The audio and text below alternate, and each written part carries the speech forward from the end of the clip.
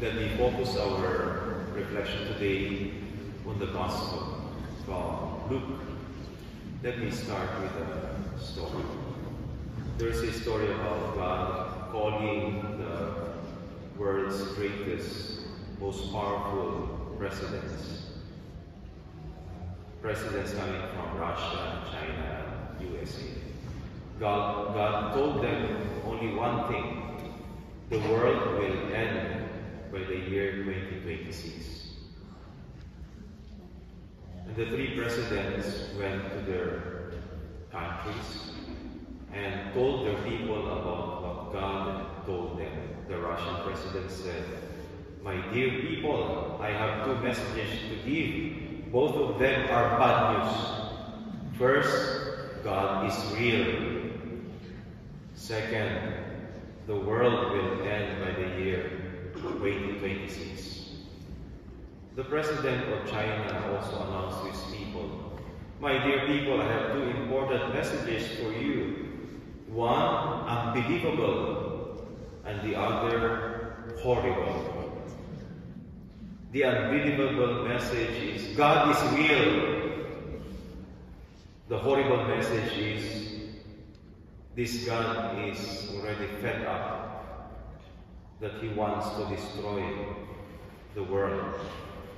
The American president also appeared in the television and announced to his people, "My dear people, I have three messages to tell you. All of them are good news. First, God is real. Second, he talked to your president directly. And the third is, our world will end next year. But don't be sad, don't be afraid. The world will end, but all our troubles will also end. All our troubles will be over." In today's Gospel, Jesus stood in the synagogue and announced the good news of a loving and saving God. It was a good news to the simple, to the poor, to the oppressed, to the marginalized. But it was bad news to those who have political power, to the oppressor, to who are doing injustice to their people. It was good news to the victims of injustice, but it was bad news to those who have power to control and to cause suffering to their people, who are oppressing them.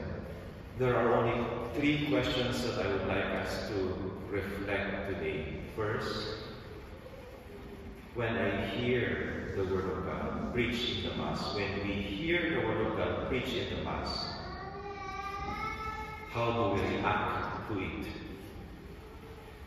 Do we take it as a good news, or do we feel it is a bad news to our lifestyle? Second question, when I hear the Word of God, do I select? Am I selective in what I want to listen to? Or do I take the whole challenge of the Gospel, the Word of God? Do I only select what consoles me, what is good to hear, because it supports my lifestyle? Or do I take out some of it? Do I reject and ignore the challenging and comfortable parts of it? Third question that I would like us to reflect. When I hear the Word of God preached in the Mass, what does it do to me? Does it move me to share it to others? Does it move me to get out of my very selfish and a small world to reach out to others, to the community, especially the poor, the sick, the lonely, those mentioned in the Gospel. 3 questions. Now let me end our reflection. Last Tuesday, I went to Uniklinico to administer the anointing of the sick to a Filipina who is very seriously ill. She suffered a stroke. What is sad is that if her friend did not call her and ask her if she is okay, she could have died in her apartment without anybody knowing about it, because she is alone and she does not want to bother people about her situation.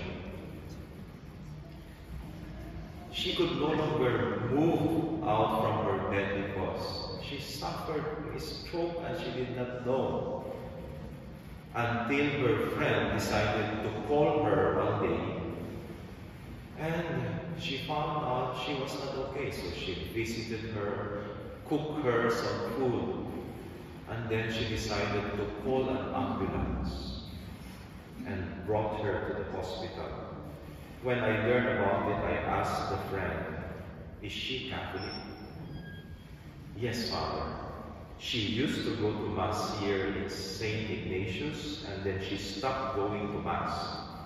I said to her, "Can we visit her and administer the anointing of the sick?" Then I learned that she does not have any relatives here in Germany. Her family in the Philippines does not know her situation, and we don't know how to reach her family.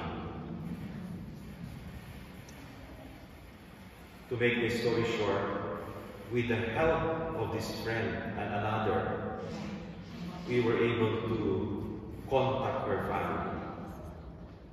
And we also asked the help of the Philippine Consulate General to reach out to her family in case something worse might happen to her. The family will know what to do. Surprisingly, the nurse in the Uniklinico who took care of her was Filipino.